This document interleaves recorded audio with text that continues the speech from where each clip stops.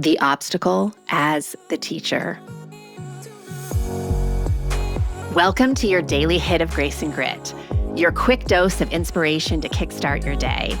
This show is proudly sponsored by Rumble and Rise.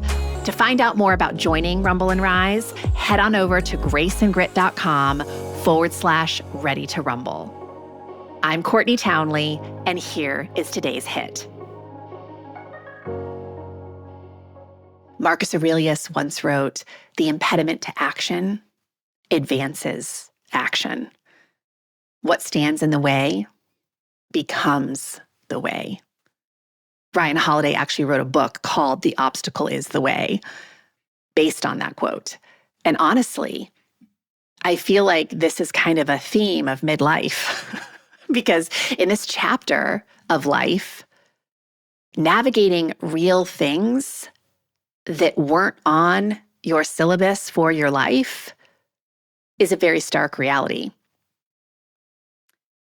The obstacles that you are facing at midlife are very in-your-face, demand your attention realities.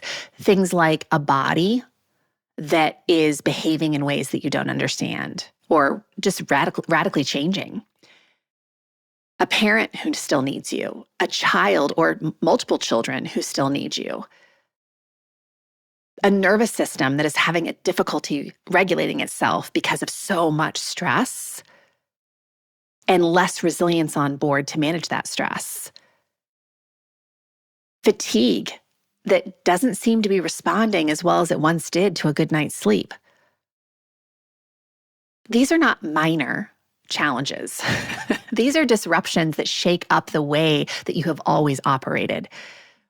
And the instinct, totally human by the way, is of course to resist, to push through, to ask questions like, why now? Why this?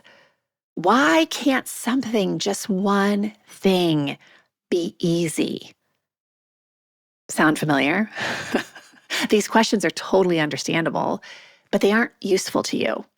They just keep you in a spin cycle of stuckness, of frustration, of anxiety, of overwhelm.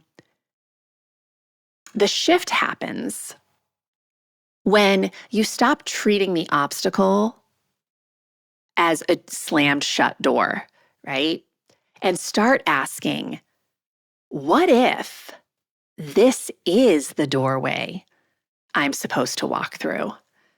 What if this challenge is the very thing that is directing me towards a better and truer way of living, or helping me to deepen the relationship with myself, or helping me to deepen my understanding of myself, or expand my skill sets? Seeing obstacles as teachers doesn't mean pretending that everything is fine. It is certainly not encouraging toxic positivity or spiritual bypassing. It means you're just willing to get curious, which was our theme yesterday. Maybe the health scare isn't punishment. Maybe it's the invitation you've been postponing. Maybe the conflict isn't a failure. Maybe it's the catalyst for finally speaking honestly, clearly, without shrinking. Maybe the exhaustion that you keep fighting isn't weakness. Maybe it's the signal that your life needs some serious restructuring, not more grit. Obstacles can demand your attention, or they can redirect your attention towards something that really serves you better. So today, choose one challenge that you're facing in your life right now, just one, and try on this lens. If this obstacle had wisdom for me, what might it be? What is it asking me to change, or to release, or to reevaluate, or to strengthen?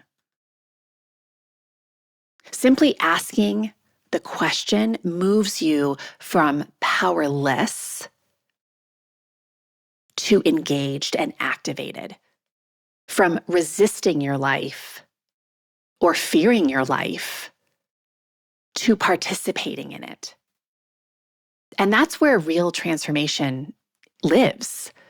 It's not where obstacles disappear, because obstacles are never going to disappear. That is not a reality of life. But rather, transformation really happens when you start listening to what the obstacles are trying to teach you. There's a quote that I heard once. I have no idea who said this, but I have repeated it many times on this podcast because it just really lands for me in this conversation of obstacles. And the quote is this: life is one long series of problem solving. And the sooner you accept that fact, the less you will suffer. So accepting that obstacles are going to show up in our path and greeting them with curiosity and inquisitiveness rather than resistance and fear and this expectation that something has gone horribly wrong because they are there. That's how we suffer less. If this stirred something inside of you, imagine what a whole book of clarity and courage could ignite. The Consistency Code, A Midlife Woman's Guide to Deep Health and Happiness, goes even deeper into the mindset and practices that create real, meaningful change at midlife. Grab your copy today over at theconsistencycode.com and keep the momentum alive.